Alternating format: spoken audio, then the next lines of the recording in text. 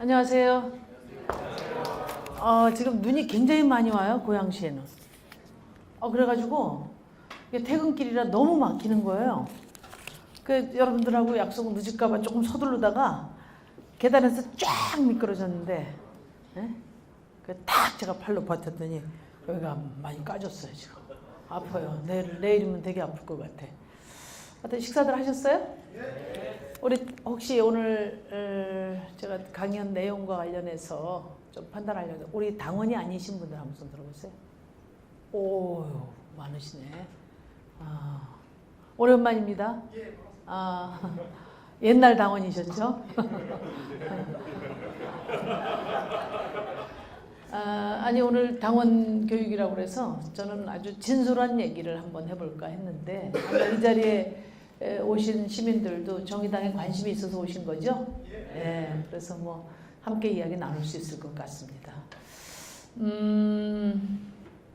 우리 정의당에 가입한 당원들 제가 그럴 만한 여유를 못 가져서 늘 안타깝게 생각하지만 우리 정의당에 가입한 동기나 이유가 있을 거예요. 나는 왜 정의당에 가입했나? 그 중에는 정치하고 싶어서 가입하신 분도 있을 테고, 그보다는 좀 좋은 정치를 하는데, 정의당이 좀 잘 됐으면 하는 바람에서, 일조한다는 그런 소박한 생각을 가지고 오신 분도 계실 테고, 또는 자기 처지와 조건을 기준으로 볼 때 어떤 정책 같은 건 꼭 실현했으면 좋겠다. 이래서 오신 분들도 계실 거예요. 근데 정당이라는 것은 이제 정치적 지향을 같이 하는 공동체잖아요.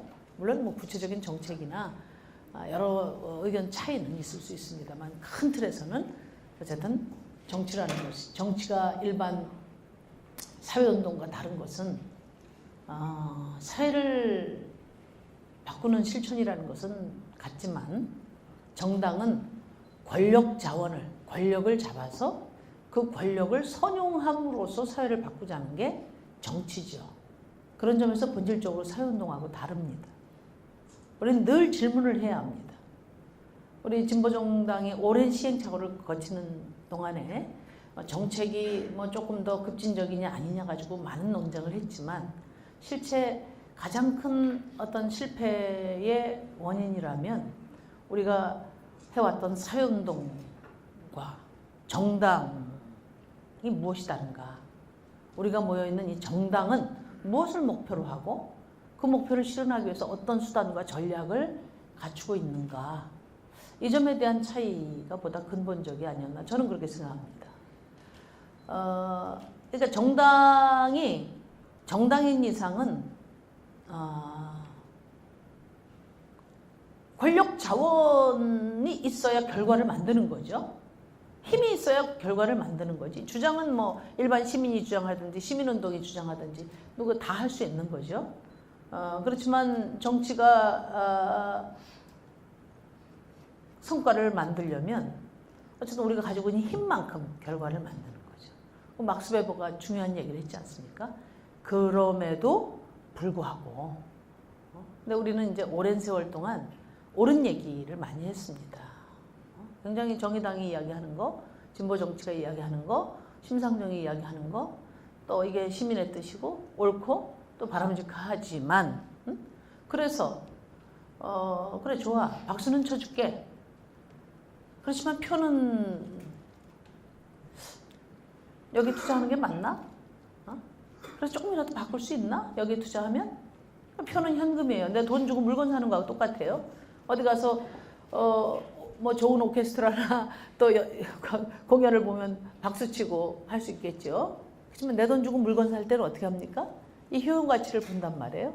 그럼 내가 정의당이 옳은 얘기하고 심상정이 좋은 정책도 냈는데 좋아 잘했어 맞아 나도 같은 생각이야.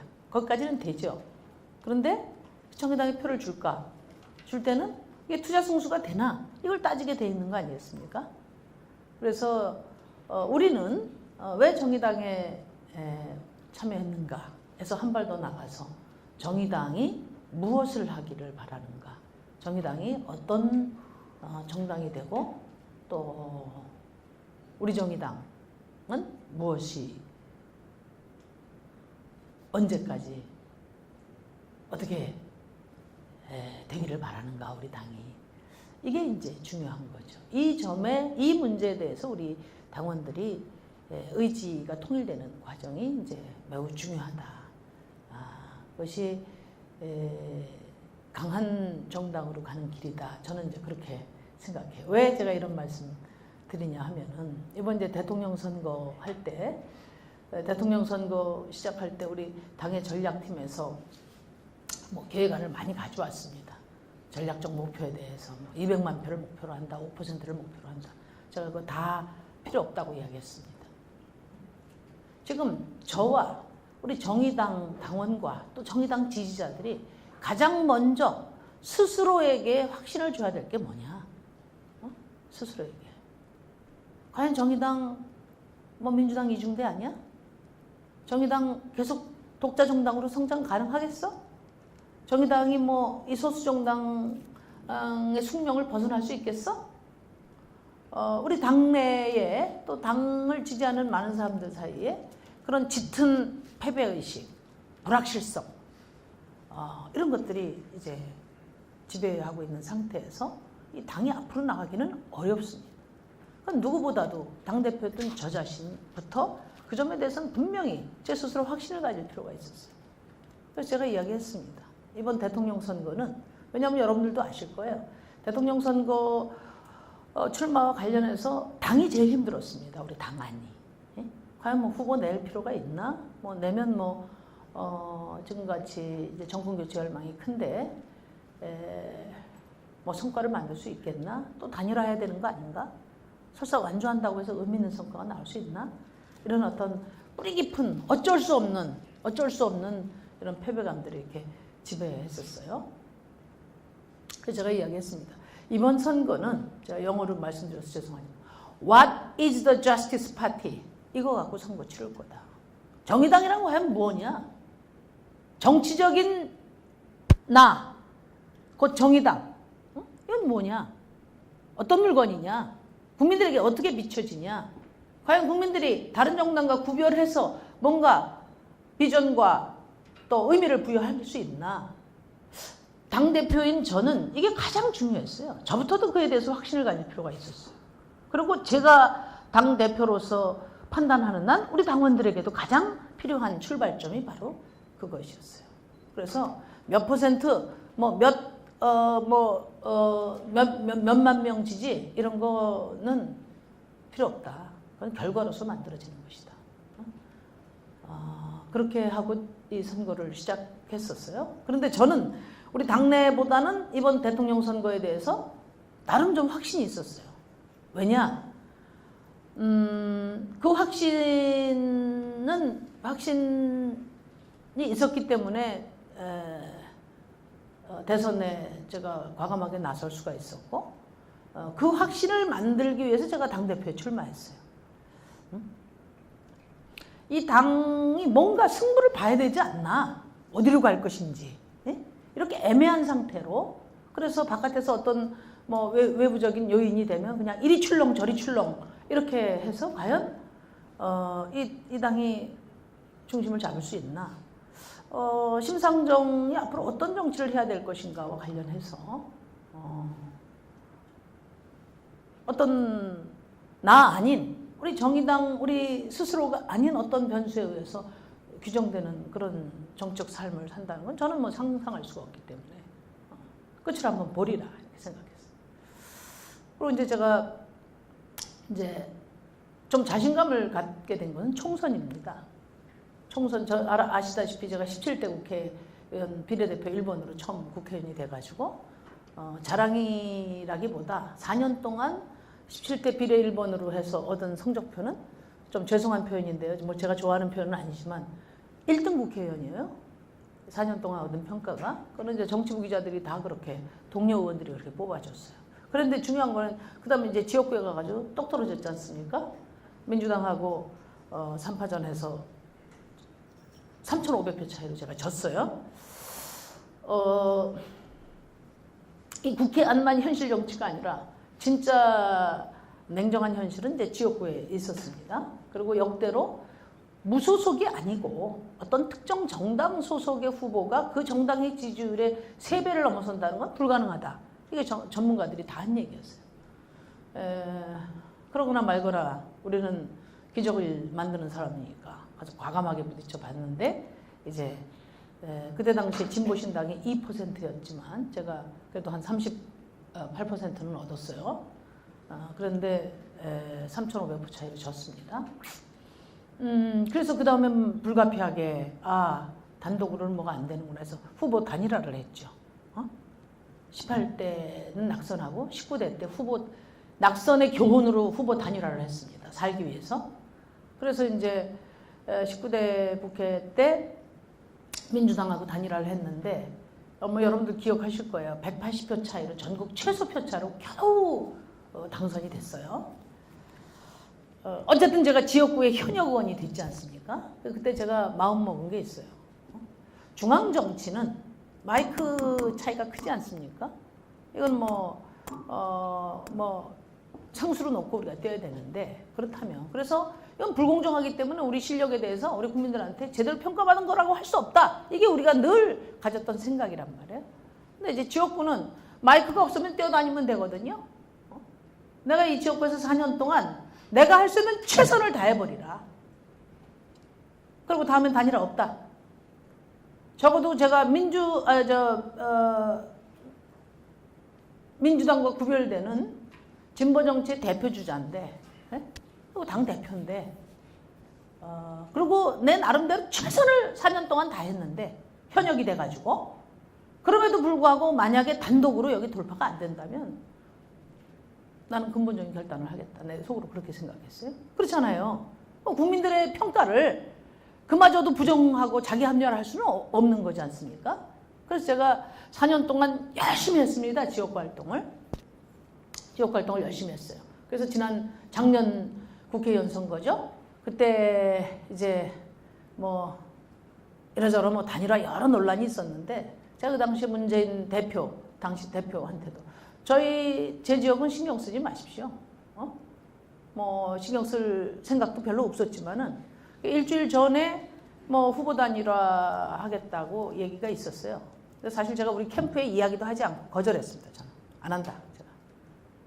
그때 당시에 새로운 또 지역구 분할 때문에 굉장히 까다로운 지역이 우리 지역에 엎쳐지고 여러 가지가 있었지만은 불안했지만 제가 마음 먹은 바가 있어서 그렇게 해서 또 후보 단일화 하면 그 다음 대선이고 그 다음 진로가 있습니까? 없지. 그래서 제가 캠프에도 사실 우리 지역 선거 캠프에서도 나중에 알게 됐죠. 제가 제안 온 거 없습니까? 막 초조하게 없다. 그러고서 이제 안 했어요. 안 했는데 여러분들 아시는 분 결과 알지만 결과가 잘 나왔잖아요. 그죠? 수도권 최다 득표가 나왔어요. 민주당도 나오고 노동당도 출마하고 했어요. 제가 그런 느낌이 있었어요. 처음에 진보정당 초창기에 제가 가서 낙선할 때 저를 가장 덮어씌운 그 지역구의 불씨는 뭐였냐면은 종북이었습니다. 종북. 우리가 특히나 우리 고양시는 경기 북부예요. 경기 북부에는 안보보훈단체가 굉장히 많습니다. 휴전선을 각각 가차에 접하고 있기 때문에 종북 논리 때문에 심상정이 서민 위해서 하고 잘한다는데 그것 때문에 3,500표 차이로 졌어요. 그 다음에 이제 그 문제가 해소돼서 상당히 이제 지역에서 도움이 됐는데 그럼 왜 180표 차이로 박병으로 이겼냐? 물론 상대가 협력을 안 한 것도 있습니다. 민주당에서. 근데 왜 그랬냐? 마지막으로 남은 게 뭐였냐? 능력도 있고 서민을 위한 정치도 하고 깨끗하고 그다음에 종북도 아닌 것 같고 그럼 마지막으로 남은 게 뭐냐? 암만 그래도 6석의 작은 정당 소수 정당 국회의원 만들어 놓으면 지역구에 국비라도 따오겠어? 우리 지역구 발전을 위해서 도움이 되겠어? 이게 강력한 우리 지역 주민들의 망설임으로 작용을 한 거예요. 그런데 지난 4년 동안에 제가 열심히도 했지만 이런 말씀 드리면 저 카메라가 돌아가서 제가 그런데 심상정 지역구 국회에서 왜 형님 예산이라고 들어봤죠? MB 형님, 응? 온통 막 몇천억씩 따간, 제 소문이 언니 예산 따갔다 이렇게 소문이 났어요. 저는 장관들이나 누구한테 뭐 지역구 예산 달라고 한 적이 없어요. 그런데 저희 지역구 예산은 모든 부처에서 다 해결해 줬어요. 그러니까 이게 두 가지인데요. 하나는 뭐냐면 장관들이 지난 정부 때도 장관들이 심상정한테는 별로 이렇게 찍히고 싶지 않은, 보험 좀 들어두고 싶은 심리가 있어요. 장관들 입장에서. 그게 하나 작용했고. 그래서 이거는 뭐 로비가 아닙니다. 전적으로 우리 실력으로 따낸 거예요. 그래서 그런 게 하나 있고, 또 하나는 우리 뭐 작은 정당에서 뭐 단돈 10원 한 장 국가 돈을 써본 적이 없잖아요. 지역구 뭐 해결해 달라는 둥, 뭐 해달라는 둥, 뭐 써본 적이 없어요. 지네들 나누던 식으로 하면 우리는 뭐 우리 것까지 다 갖다 자기들이 쓴 거니까. 그런 점에서 이제 또 당대표 그러니까 신경을 썼겠죠. 지역구에서 주민들이 가만히 보니까 이런 거예요. 용꼬리보단 닭대가리가 낫네. 중앙정치에서 영향력이 있으니까 돈도 많이 따오네. 먼저 전임 새누리당 의원보다 훨씬 다 해결하네. 이렇게 된 거예요. 그러다 보니까 그 다음에 이제 그리고 제가 열심히 하다 보니까 지역 주민들 사이에 이런 말이 생겼어요. 심알찍이라고. 심상정을 알면 심상정을 찍을 수밖에 없다. 그게 우리 지역구 주민들의 평가였고, 그래서 민주당도 따로 나오고 노동당도 따로 나왔는데 제가 수도권 최다 득표를 하게 됐습니다. 새누리당 지지했던 분들도 저를 많이 찍었어요. 제가 늘 정의당의 프랑카드를, 의원 명의로는 못 걸어요. 정의당의 프랑카드를 걸었어요. 제가 주민들한테 지역구 무슨 공약 가지고 홍보하지 않았어요.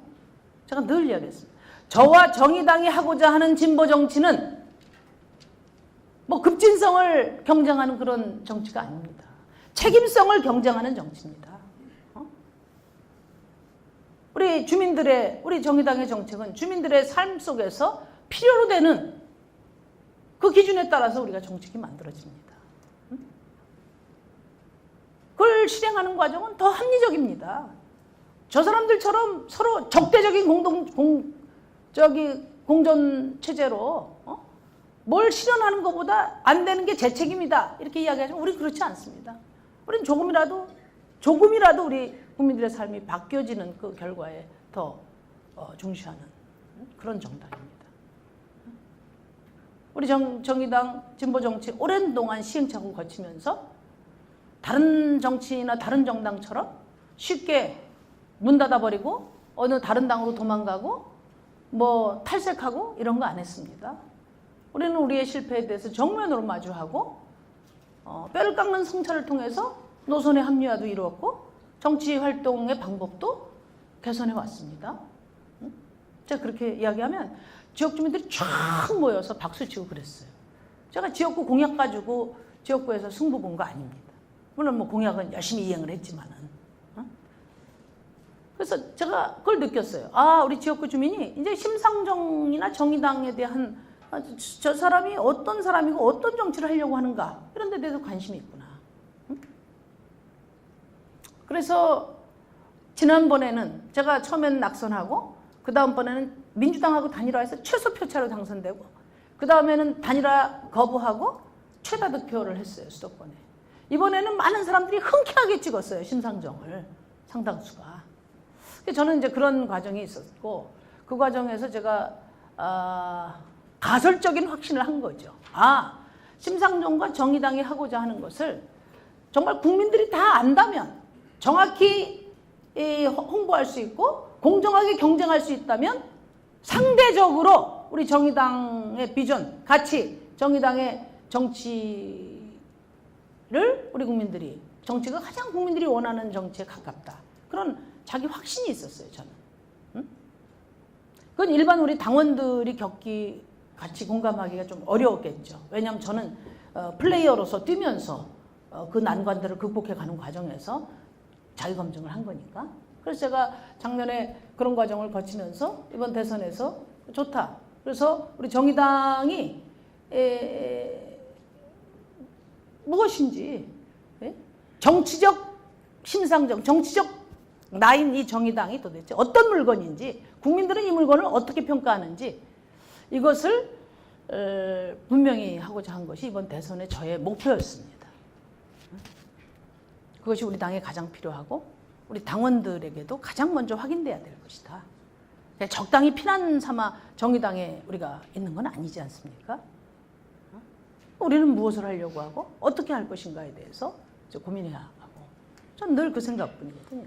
요즘에.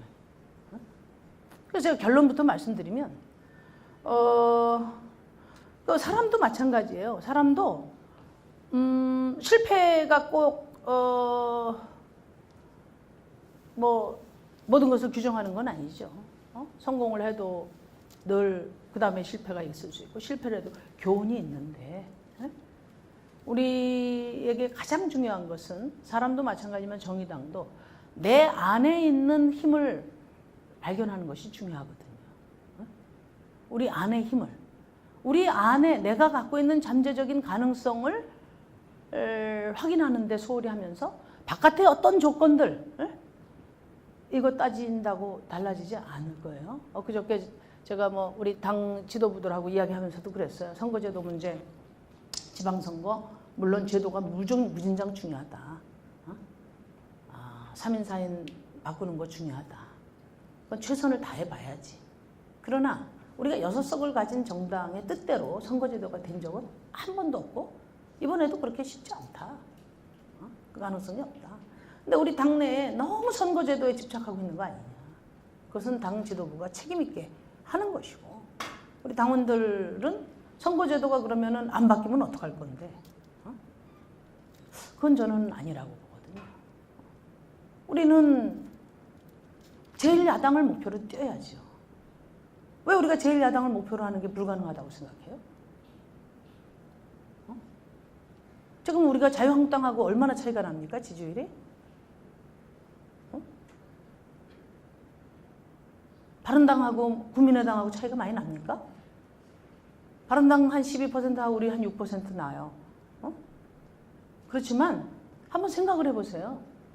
우리 당은 비교섭단체이기 때문에 그 교섭단체인 정당들은 지금 베스트를 하고 있는 거예요. 아무 말 대잔치에도 계속 보도해주고 모든 걸 보도해주고 하다못해 무슨 일거수일투족까지 어디 가서 뭐 속된 말로 진짜 누구한테 쌍소리 한 것까지 다 하루 종일 보도하지 않습니까? 그런 상태에서 그분들은 110석, 120석, 40석인 상태에서 매일매일 매시간 다 모든 것을 보도하고 모든 뒷받침이 되는 상황에서 돈도 많은 상황에서 얻는 지지율입니다. 그거는. 그죠? 그래 안 그래요? 우리는 뭐 보도를 해줍니까? 아니면 의석수가 많습니까? 그런 상태에서 우리 6% 얻는 거 그거 굉장히 소중한 겁니다. 그러니까 우리는 선거 때 제가 6.2%를 얻었는데 그건 한 표잖아요. 한 표. 그러니까 후보는 저쪽을 찍고 당은 이쪽을 찍는 걸로 한 사람은 그게 11% 정도가 되는 겁니다. 6%가. 제가 당대표 때 우리가 총선 때 그때 정당 지지율이 한 3% 됐어요. 3, 4% 될 때 7%가 정당 지지율은 그렇게 나왔거든요. 근데 왜 그러냐? 우리 선거 국면에는 뭐 그나마 공정성이라고 해가지고 언론에 조금씩 우리 원내정당 좀 나오잖아요. 그제서야 좀 노출도가 많아지죠. 그러니까 당연히 좀 올라갈 수 있어요. 그래서 당도 총력을 다하고 그때 내년 선거에 여러분들도 그런 걸 가지고 준비하고 이렇게 해서 우리가 최선을 다하면은 그 목표가 왜 허황된 목표라고 생각합니까? 3인 선거구, 4인 선거구 이것만 가지고 맨날 우리가 따져서 내년 선거는 할 수 없어요. 그거는. 제가 당 지도부에게 이야기했어요. 그거는 선거구 제도는 우리 당의 방침이 있고 다 무엇이 더 좋다는 걸 알고 있기 때문에 그거는 책임과 권한을 가진 사람들이 최선을 다하는 거고 당은 지금 내년의 목표를 가지고 무엇을 어떻게 준비해야 될지 고민을 해야지. 위나 아래나 전부 선거제도만 가지고 있으면 되냐. 제가 그런 얘기를 엊그저께 코멘트를 했습니다. 근데 이제 저는 스스로 욕망하지 않는 거. 뭐 열정이라는 표현은 안 쓸게요. 제가 너무 상투적이니까. 욕망. 우리 당의 욕망이 뭐냐? 우리 스스로 갈구하지 않는 것이 어떻게 이루어질 수 있습니까? 그건 안 되는 겁니다. 불가능한 거예요. 그죠? 우리 당의 집권 의지나 집권에 대해서 이제 제1야당하고 그다음에 집권하고 이걸 간절히 갈구하고 염원하고 목적해야 그걸 쫓아서 우리 모든 베스트를 다 할 거 아니겠어요? 그런 욕망이 필요하죠. 우리 당이 무엇을 목표로 하는 정당이고 어떻게 됐으면 좋겠다 이런 열망이 필요하죠. 그게 저는 가장 중요한 힘이라고 생각해요. 그런 다음에 객관적 조건도 따지는 거죠. 근데 우리는 내 중심은 아직 불확실하고 확신이 없는데 바깥 조건만 따지는 겁니다. 그런 정당은 절대 성공할 수가 없습니다. 그 유명한 일본의 정치학자가 이야기했어요. 선거 때마다 사과하는 정당은 성공할 수 없다. 그렇게 이야기를 했거든요. 그래서 우리는 도대체 뭘 목표로 하느냐. 저는 이번 대선을 통해서 여러 가지 부족했지만은 정의당이 뭐 진보정당이라고 했는데 뭐 좀 향기가 다르구나. 가치가 좀 다르구나. 뭐 자세히는 모르지만 우리가 뭐 6번 토론밖에는 뭐 다른 거는 우리에게 주어진 게 없었으니까. 그 다음에 민생 정책이나 이런 것들도 저게 정의당이 선도하는 힘이 크구나. 대체로 뭐 그동안에 이렇게 뭐 안보나 이런 쪽은 전혀 무지한 줄 알았는데 그게 아니라 그쪽도 많이 고민하고 있구나. 이런 이미지는 저는 줬다고 생각해요. 그래서 국민들이 정의당 같은 당이 좀 컸으면 좋겠다. 조건만 되고 내가 표 줘서 당선될 수만 있으면 저기 좀 줘야지. 이런 잠재적인 기대, 관심은 굉장히 모았다. 저는 그렇게 생각해요. 제가. 다만 이런 거는 있죠. 우리나라는 오랜 세월 동안 양당 체제를 해왔기 때문에 표를 줄 때는 집권 능력을 보고 표를 주는데 소수 정당이 집권한다는 건 우리 국민들은 상상하지 못해. 그런 경험을 해본 적이 없어요. 유럽은 가능하죠. 유럽은 왜냐하면 연정을 하기 때문에 대통령 심상정 찍고 그러면 아마 당연히 민주당의 집권 경험과 이런 부분들 연정해가지고 정부 구성해서 가겠지. 이런 거 그 사람들은 체험을 했기 때문에 그걸 알아요. 우리나라는 그런 체험이라는 거는 상상할 수가 없는 거예요. 양당이 서로 해가지고 도안이면 모식으로 100% 전유하면서 해왔기 때문에 그런 경험이 그런 상태에서 그런 것들이 종합된 상태에서 이번 투표 결과가 저는 그렇게 나왔다고 생각하거든요. 그래서 사실은 우리가 이번 대선까지를 그 대선 이전에 그 15년의 역사가 있죠. 15년이면 지금 한 20년의 역사를 가진 진보 정치의 역사, 그 수많은 실패의 역사가 만들어 놓은 단단한 그런 성과가 있습니다. 그 위에 우리가 있는 거거든요. 그리고 그것이 이번 대통령 선거를 통해서 확인된 가능성 매우 큰 거거든요. 그래서 그걸 먼저 인식할 필요가 저는 있다고 생각해요.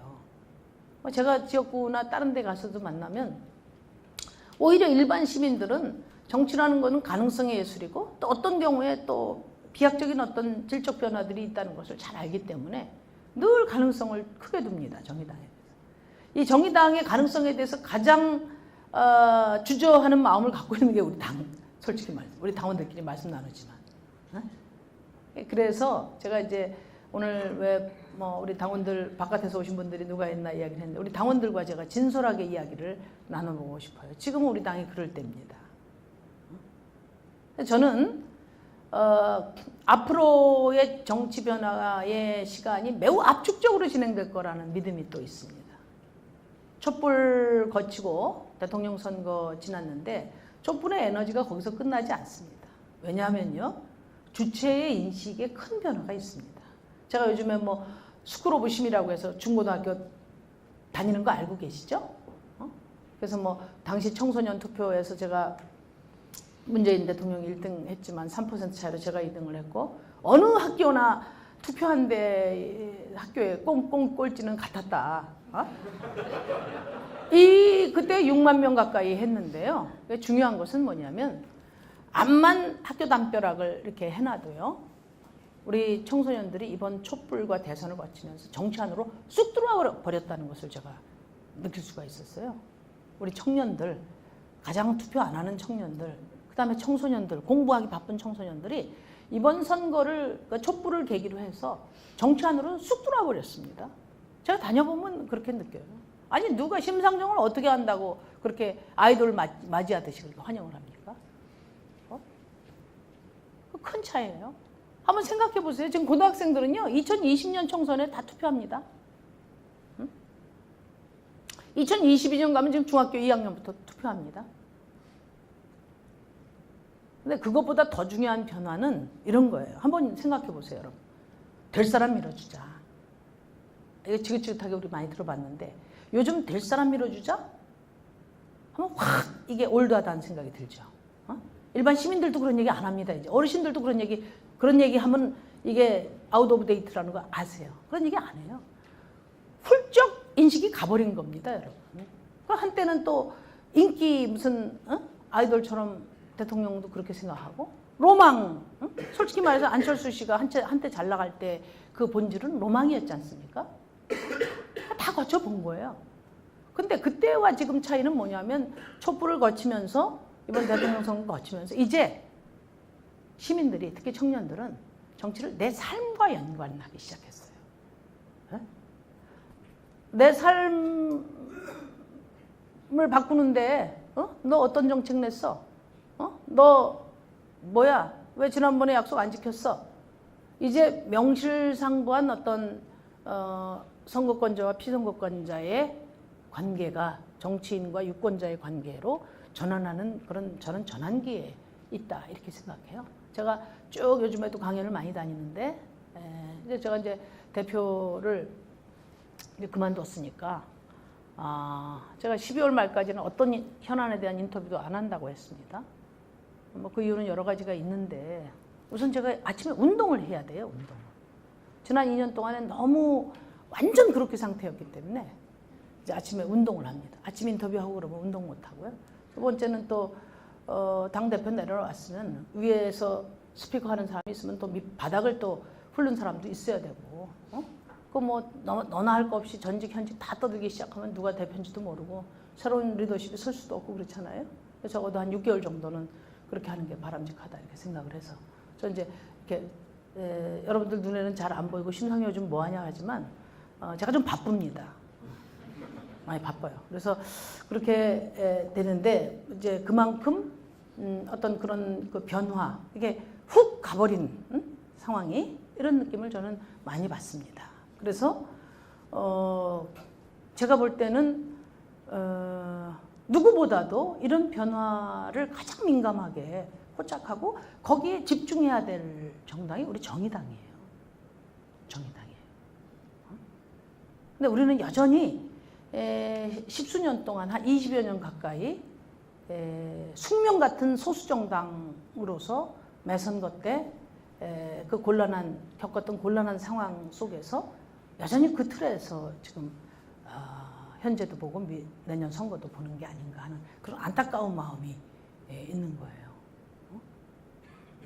이번에는 뭐 무조건 사람들 내몰지 말고 당선될 3인 선거구만 나가자, 뭐 그런 얘기가 됐다고 어떤 분이 와서 이야기해서 제가 되게 뭐라고 했어요.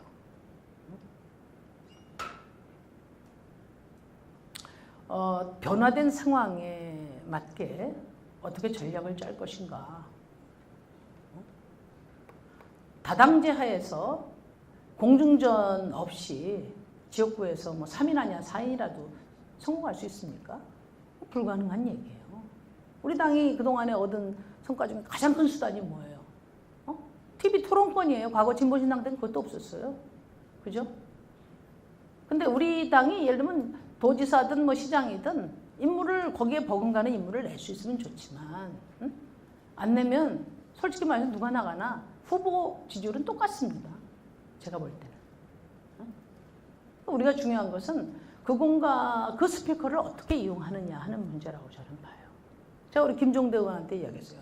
충북 도지사감이 없어서 나라도 그만두고 나가야 되나 그런다고 그러길래 내가 그랬어요. 도지사감이 없으면 30대 초반 우리 당원 중에 속 꽉 찬 당원 발굴해서 한 3개월 동안 TV 토론 훈련해서 나가면 된다. 홍보물 따로 낼 필요 없다. 비례대표 홍보물에 끼워서 가면 된다. 응? 철저히 당 중심으로 선거 치르면 된다. 그래서 나 같으면 내가 그렇게 코치하겠다. 나가서 도민 여러분, 솔직히 제가 도지사를 잘할 만큼 준비되어 있지는 못합니다. 그러나 지금까지 도지사들 갖고는 안 됩니다. 이런 정치는 이제 날려버려야 됩니다. 우리 정의당이 그 대안이 될 수 있도록 도와주십시오. 그렇게 이야기하면은 내가 도민이라면은 표는 딴 사람을 찍더라도 당은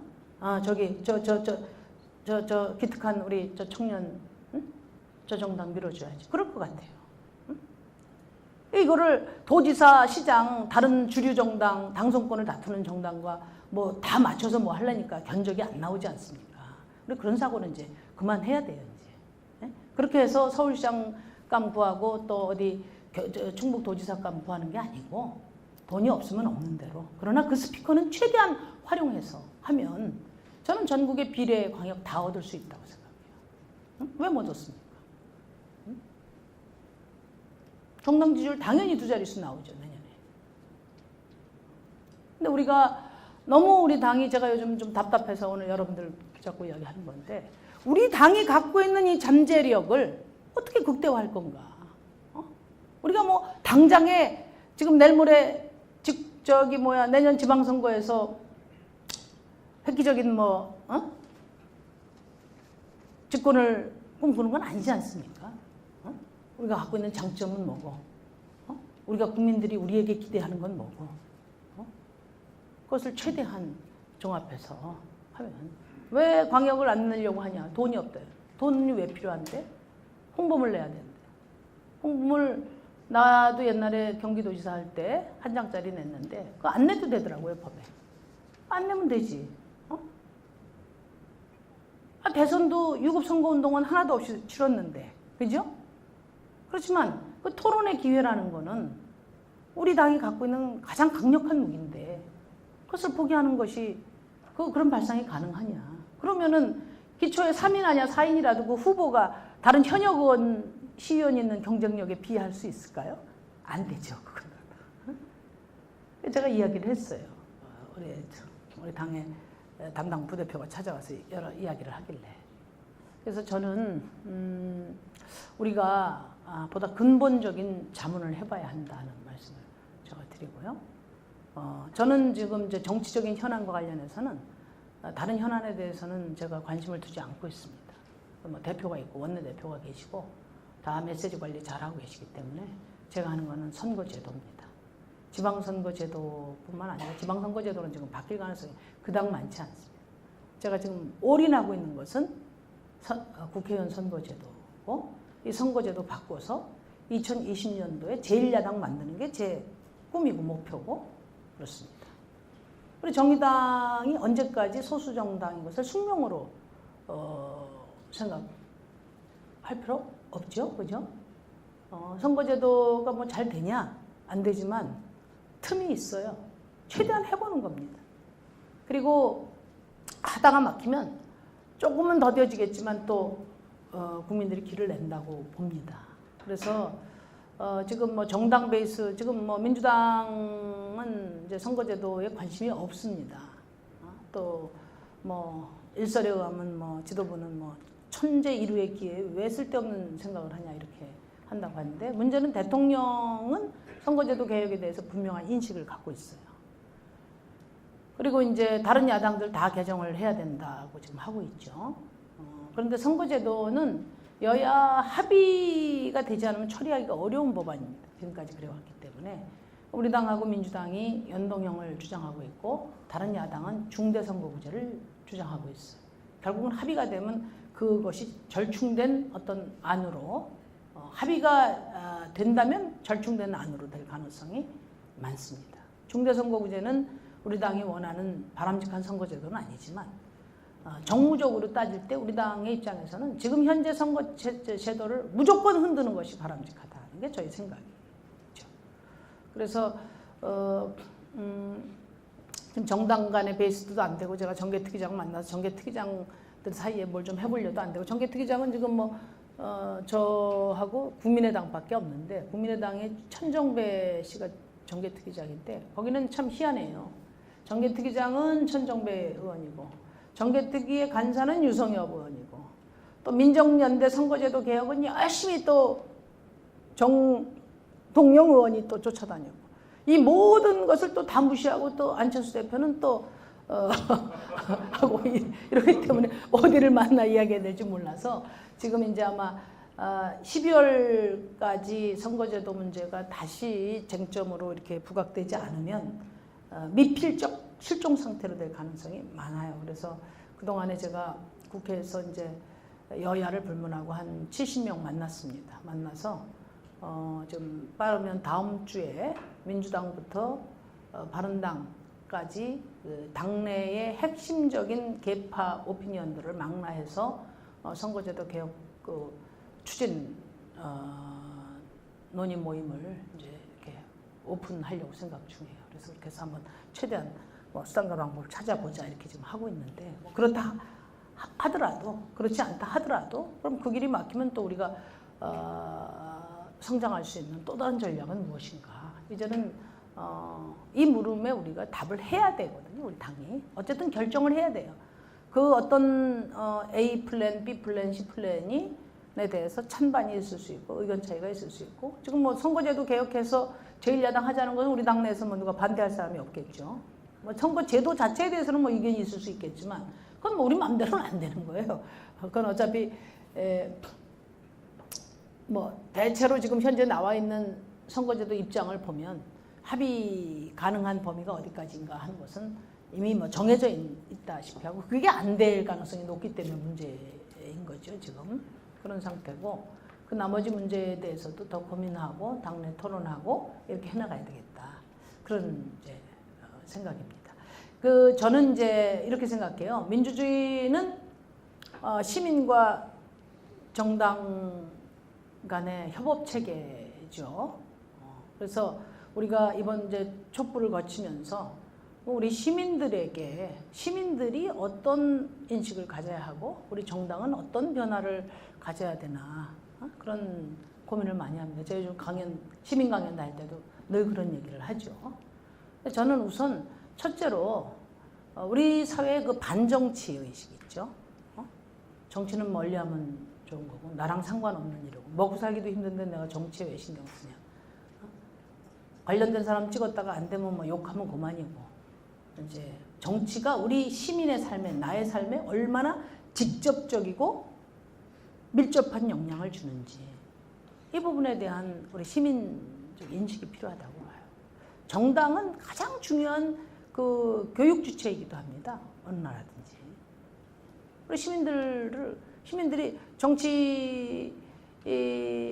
인간으로 만들어야 될 책임이 있어요. 우리 당이 성공하려면 우리 시민들이 정치적 인간이 돼야 돼요.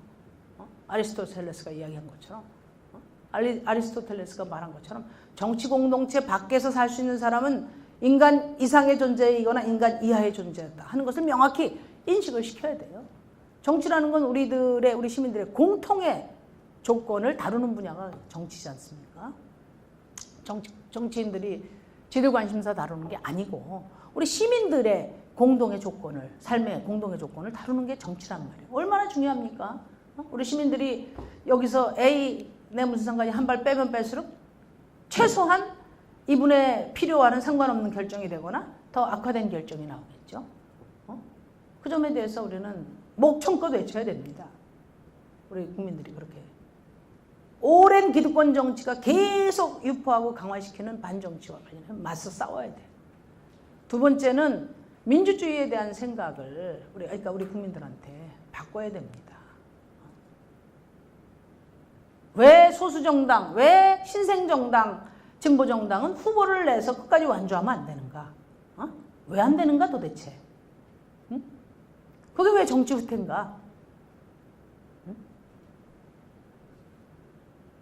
늘 우리는 그런 그 80 뭐 언제입니까? 저 김영삼 김대중 때 분열해가지고 패배한 그 망령이 지금까지도 지배해온 거죠. 그죠? 이번에 5당 체제가 그러니까 다수의 후보가 출마를 해서 경쟁을 하면 시민의 뜻과 어긋난 결과가 나올 거라는 그런 왜곡된 인식이 지배했어요. 그게 뭐냐면은 이 근본적인 생각이 필요한 거죠. 늘 우리는 심상정을 찍고 싶지만 최악의 어떤 결과가 나올까봐 차선의 선택을 한다. 늘 우리 정치는 차선의 선택, 차악의 선택을 해왔는데 진정으로 촛불이 원하는 새로운 대한민국은 차선의 정치 갖고는 절대 이룰 수 없는 꿈이에요. 최선의 정치를 만들어야죠. 제가 늘 이야기하지만 이탈리아 제가 굉장히 좋아하는 사람 중에 그 이탈리아 사상가 보비오라는 사람이 있는데 이 보비오가 민주주의를 이렇게 규정했어요. 민주주의는 투표할 수 있는 체제가 아니라 누구에게 투표할지 그 딜레마를 해결하는 체제다. 그렇게 말했어요. 투표, 물론 참여가 중요하지만 투표만 한다고 좋은 민주주의인가? 투표는 북한도 하죠. 북한 투표율이 얼마나 높습니까? 그게 아니고 나의 삶을 바꾸기 위한, 우리 사회를 바꾸기 위한 최선의 선택, 최선의 대안을 조직할 권리가 내가 투표할 권리보다 우선이다. 그게 민주주의에 대한 인식이에요. 그게 유럽의 시민들이 생각하는 민주주의에 대한 인식이에요. 그걸 우리 국민들하고 정확히 토론해 봐야 돼요. 왜 우리는 맨날 짬뽕 짜장면 중에서만 골라야 하나? 그 지긋지긋한 짬뽕 짜장면 먹기 싫고 나는 잡채밥 먹고 싶고 탕수육 먹고 싶은데 짬뽕 짜장면 중에서만 고르라면 이미 내 권리는, 내 정책 참정권은 절반이나 묶인 거나 다름없죠. 이건 그 국민의 뜻이라면 그렇게 할 수 있죠. 근데 우리 국민들도 절대 그게 자기 뜻이 아니에요. 왜?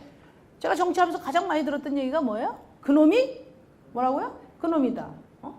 그놈이다. 나는 뭐 놈도 아닌데.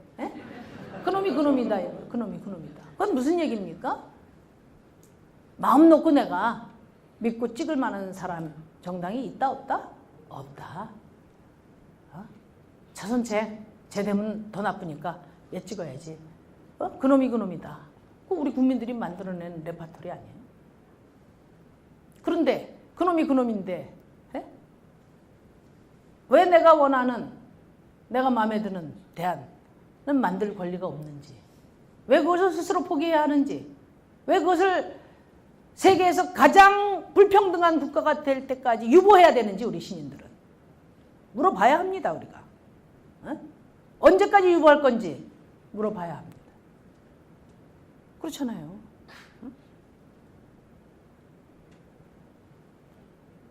우리가 그게 더 우선된 권리라는 거, 꼭 정의당이 아니어도 좋다.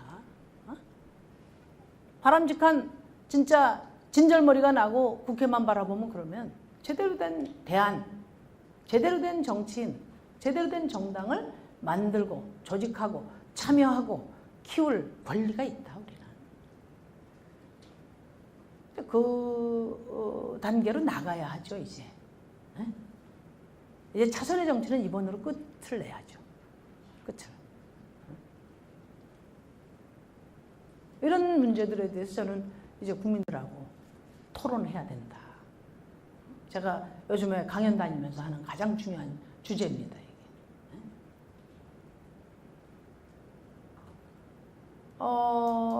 제가 그 JTBC 뉴스룸하고 인터뷰할 때도 그랬잖아요. 당선될 가능성이 없는데 왜 출마하셨습니까? 이게 우리의 그 아주 일천한 천박한 민주주의 인식의 아주 단적인 표현이거든요. 그렇잖아요. 5천만 국민들을 골고루 대변할 수 있어야 하거든요. 그게 민주주의거든요. 누가 되고 안 되고 최악이고 최선이고를 떠나서 5천만 국민 중에 대변되지 않는 사람이 있다면 그 자체로서 이미 민주주의는 출발할 수 없는 거예요. 그렇지 않습니까? 그런 누가 이걸 가르치질 않잖아요. 우리 학교에서 제일 중요한 이 정치 참정권에 대해서 가르치지 않잖아요. 이런 얘기를 우리 시민들하고 나눠봐야 돼요. 저에게 마이크가, 더 큰 마이크가 주어진다면 전 자신 있어요. 국민들 설득할. 어느 길이 우리 정의당이 아니고 어느 길이 우리 시민들의 삶을 위한 그런 정치 발전의 길인가를 전 설득할 자신이 있어요. 그럼 이제 정당은 어떻게 바뀌어야 되나? 정당에 대한 인식이 스스로 바뀌어야 되죠. 정당이.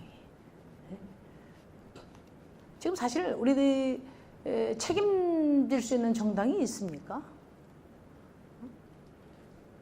제가 늘 말씀드리지만 선진국의 예를 들면 뭐 미국도 마찬가지고 일본도 마찬가지고 유럽도 마찬가지인데 그런 선진국에서 대선 후보라고 자임하는 사람들이 정당을 만들었다 쪼갰다 붙였다가 재편했다 그런 나라가 있습니까?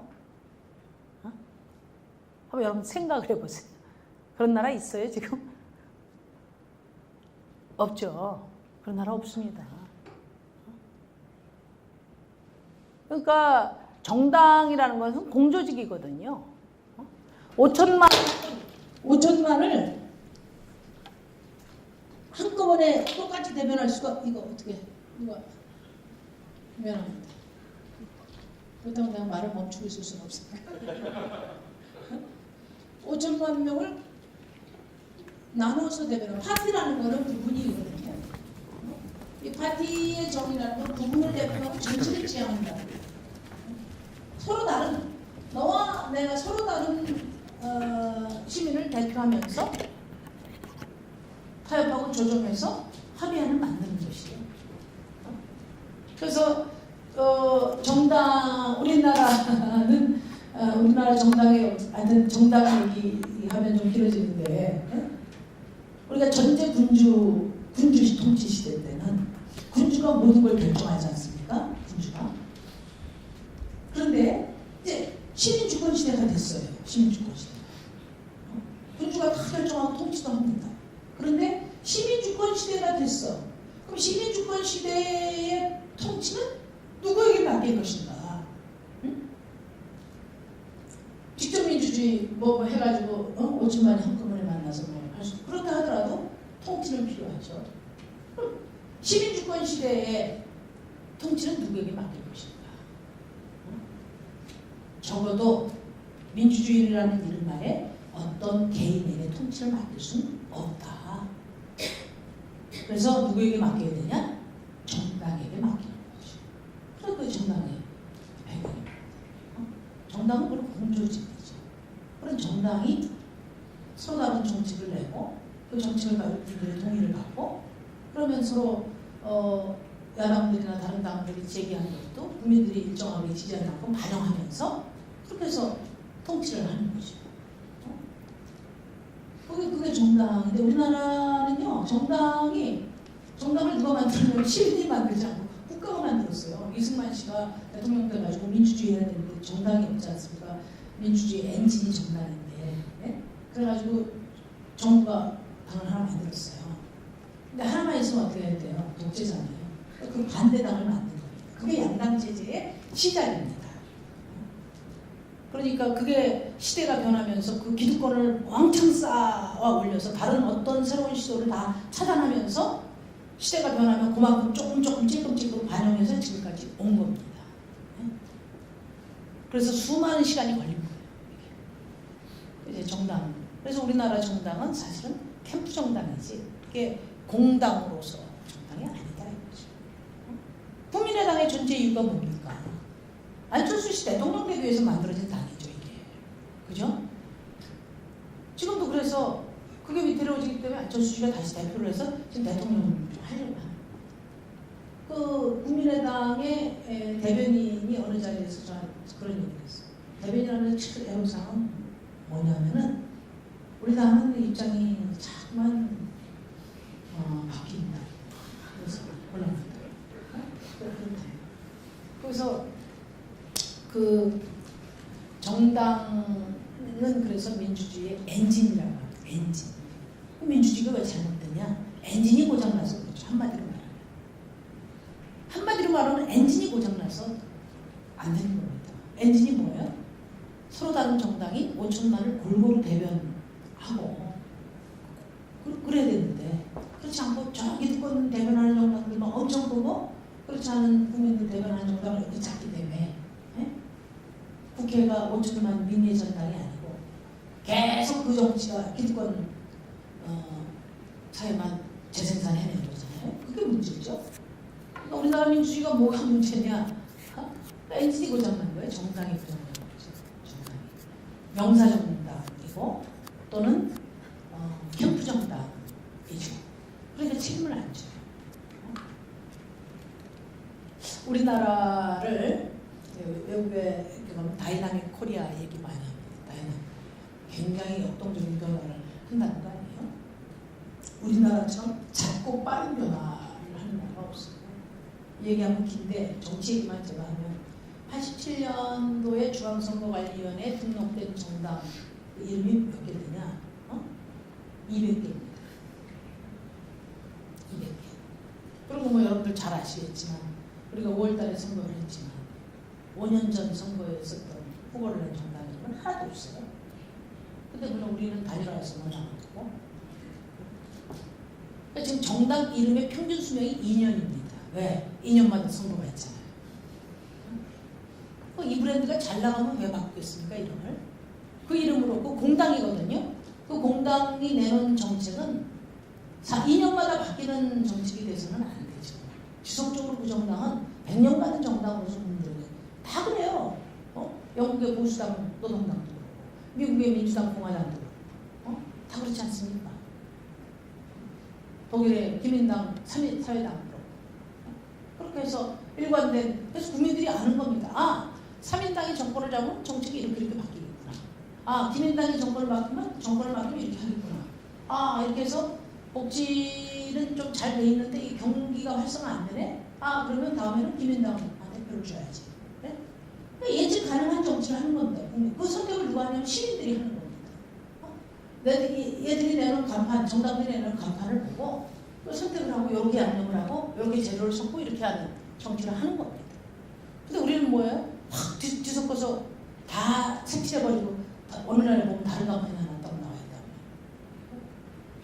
그렇게 정치 불신을 통폐합하고 당론 바꾸고 온갖 요란을 떨어서 그런 변화를 만들어내요. 그 소란이 이렇게 먼지가 싹 가라앉고 나면 어떻게 돼요?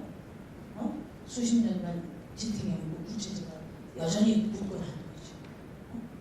그래서 저는 바로 이런 작고 빠른 변화가 늘 변하지만 결코 변하지 않는 대한민국의 모습 선정합니다. 늘 변하지만 변하지 않는 대한민국. 이거는 대한민국의 다이나믹 코리아라는 것은 우리 대한민국의 보수성의 한 다른 표현이다. 왜? 이런 잦은 변화가 꼭 필요한 변화, 근본적인 변화를 가로막았기 때문에. 저기 뭐 저렇게 한다는데 스스로도 속고 뭐 속아주고 해서 다시 찍고 계속 찍고 갔지 않습니까? 그래서 성공하니까 계속 간판을 바꾸고 또 통합을 하고 그래요. 정치를 바꾸려면 다원체제를 하려면 누굽니까? 안철수 씨 제도를 바꿔서 양당 체제를 지탱해왔던 제도를 허무는데 힘을 모아서 다당제를 해야지. 자기가 기득권 정당의 일원이 됨으로써 다당제가 되려고 하는 시도는 매우 시대착오적인 것이죠. 그 양반 뭐 자수성가했다고 한참 그랬어요. 그 얘기 듣다 못해서 한마디 했잖아요. 자수성가는 무슨 민주당 들어가서 스물송 만들어 갖고 나왔잖아요. 금수저 만들어 갖고 나왔잖아요. 그거 되지 않는 거죠. 그래서 우리가 이 정의당이 굉장히 고지식한 그런 정당처럼 보일지 모르지만 진성 당원자라든지 또는 뭐 우리 당내 여러 토론이라든지 의사결정이라든지 이런 것들이 물론 정치 이 권력을 획득하는 조직에 맞게 상당 정도 질적으로 또 제도적으로 우리가 변화를 도모해야 되지만 저는 이런 문제인식에 기초하고 있다. 어느 당이라도 현대적인 그런 정당의 모습에 모범이 필요하지 않나. 제가 대표할 때 가졌던 생각은 그겁니다. 물론 하루아침에 바뀌지 않죠.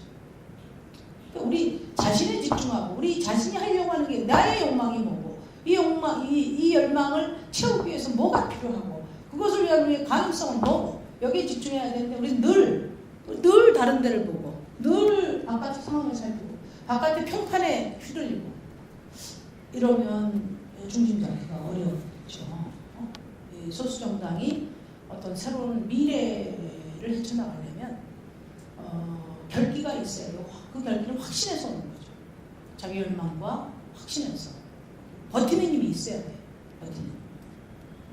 그러니까 오늘 새벽에 제가 오늘 하루 종일 지역에 있어가지고 여기 못 들었는데 법인세를 반대하거나 기권했다고 해서 뭐 문제제기가 됐다고 그래요. 왜 문제제기합니까 그거를? 당 지도부를 그렇게 못 믿습니까? 반대할 수 있죠. 왜 뭐 정부가 하는지 다 찬성해야 됩니까 우리가? 그저 화가 나가지고 지역에서 뭐 이러저런 얘기해서 제 이야기했어요. 지도부가 그렇게 뭐 반대를 위한 반대하고 지가 보는 사람들은 아니거든요. 우리 대부분의 대표가. 그러면은 이제 믿고 왜 그렇게 결정을 했는지 우리 당원들도 공유할 필요가 있죠. 공유를 요구하면 되는데 바깥에서 뭐 비난한다고 해서 막 우리 안에서 편승하고 그러면 저는 안 될 것 같아요. 우선 우리 당도 법인세 안을 냈어요. 근데 우리 안과 지금 민주당 정부의 안은 근본적으로 다르죠. 제가 민주당 안을 극단적으로 평가하면 부자 증세를 활용한 포퓰리즘적인 접근이죠. 그러니까 우리가 복지 증세를 하려면 세금을 많이 걷어야 돼요, 그죠? 그래서 과표 기준 200억불부터 시작해서 쭉쭉쭉 해서 세율을 구간별로 다 올리는 게 우리 아니에요. 근데 오늘 나머지는 그대로 놔두고 위에다가 별난 과표 구간 2천억 이상 178개 기업만 해당하는 것만 딱 낸 겁니다. 법안을. 그러면 이게 어떤 효과가 있냐? 아니 단돈 2조라도 더 받으면 좋죠. 그러니까 우리가 만약에 그게 부결될 상황이면 부결은 안 시키려고 했어요. 새누리당이 들어와서 새누리 찬성을 주었어요. 그렇게 당론을 가져왔어요. 새누리당이 안 온 상태에서는 그 문제에 대해서 제기할 수 있죠. 우리 당이. 왜 뭐 못합니까? 그걸? 그래서 이게 어떤 효과가 있냐면요. 세수 효과는 없으면서 마치 부자 증세를 세게 해가지고 다음에는 진짜 증세 요구나 발의를 공지하는 효과가 있는 거예요. 이게. 네? 무슨 얘기인지 아시겠죠? 왜냐하면 이게 그 탈락 부분만 올린 거죠. 나머지 구간은 그대로 놔두고 물론 뭐 그 당에서 또는 정부가 운영을 하기 위해서 그렇게 할 수는 있어요. 그렇지만 우리 당의 입장에서는 세금을 더 내도록 하는 게 우리 당의 입장이고 또 지난 대선에서 세제와 관련 가장 그 문재인 후보와 저와의 그 차이가 법인세였어요. 그죠? 우리 당의 입장을 드러내는 것을 우리가 법인세 실질적인 인상을 막지 않으면서 우리 당의 입장을 드러내는 게 왜 문제가 됩니까? 그건 내가 묻고 싶어요. 그 다음에 더더군다나 문제가 되는 것은 이 2천억조차도 3천억으로 완화시킬 거란 말이에요. 그래서 한 80개 정도만 내상으로 몇 개 떨어내고 그거는 뭐 때문에 했냐면 자유한국당을 위해서 단일화를 했는데 자유한국당이 보이콧도 하고 나오지도 않는데 왜 자유한국당 안을 찬성을 해줍니까 여러분? 그죠? 물론 뭐 부결, 민주당이 버티고 있으니까 부결은 안 되겠지만 그 3천억짜리 2천억 기준에서 3천억으로 조정된 자유한국당 때문에 조정된 안이 부결되면 원한 그보다 더 강한 2천억짜리 안 가지고 천만 투표하면 되죠.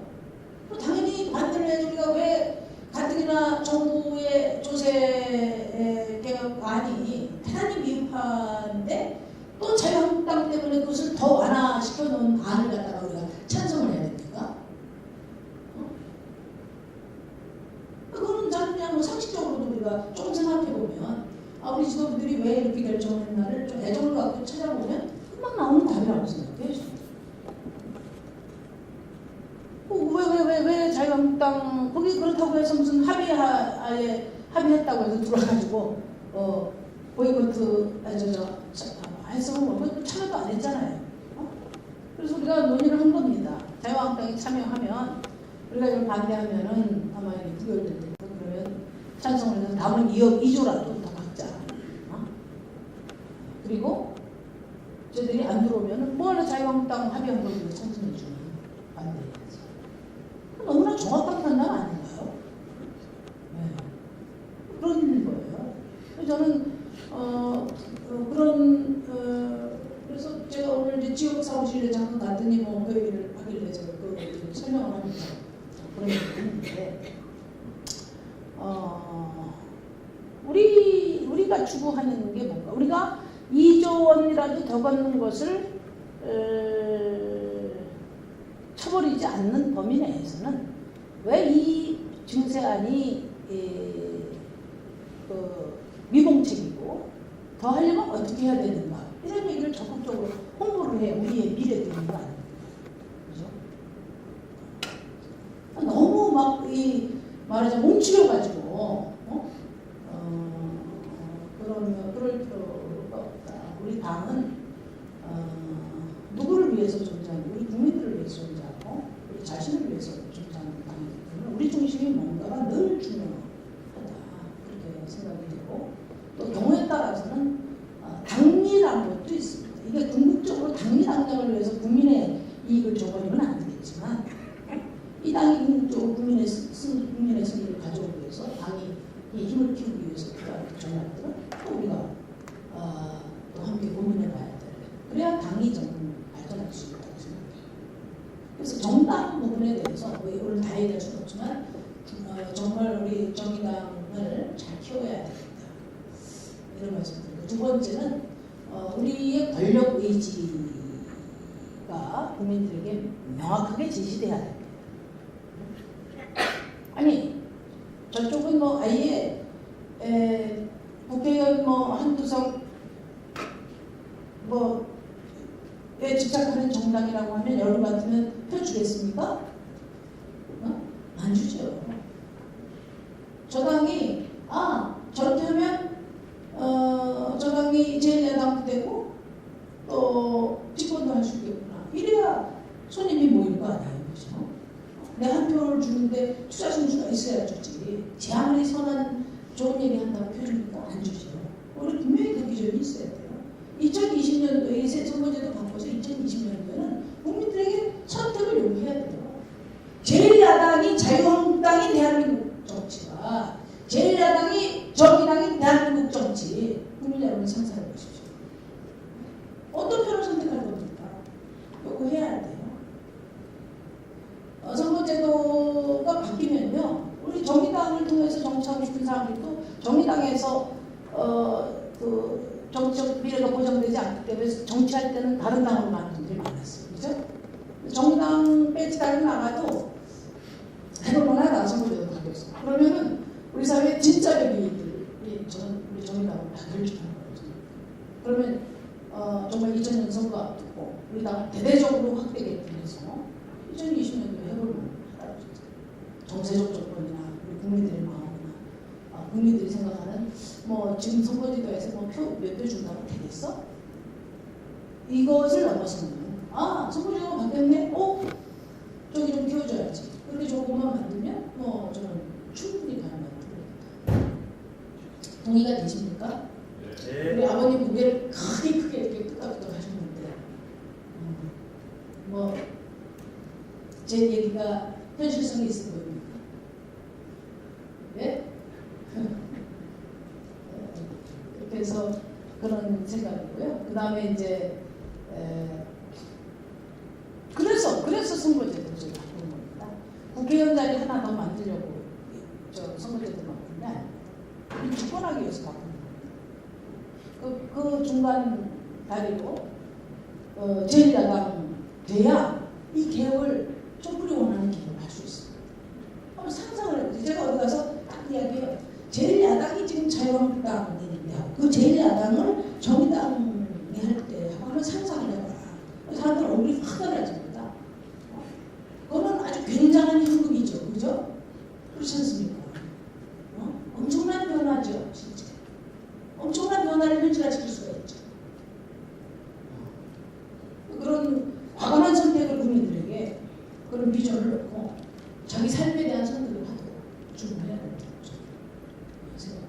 이 모든 것이 우리의 비전, 우리의 의지대로 되는 것은 아니지만 우리가 꿈을 꿔야 길을 낼 수 있는 거 아니냐 그런 생각.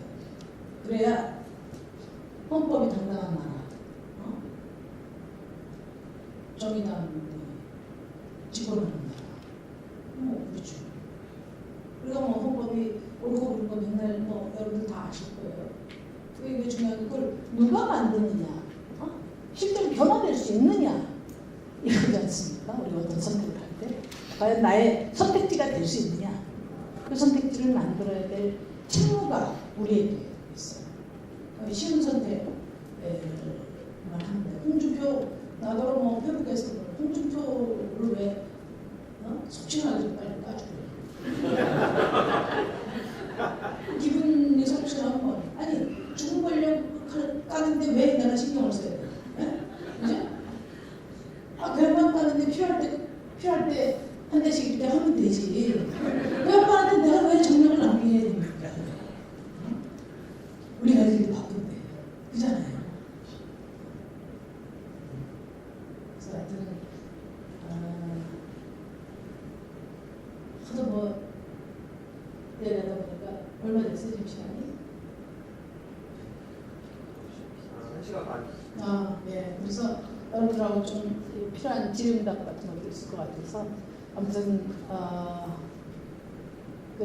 이제 여러 자리에서 우리 당원들과 좀 더 진솔한 얘기, 좀 더 우리 가능성을 만들어가는 그런 얘기들을 앞으로 계속해 나가겠습니다. 고맙습니다.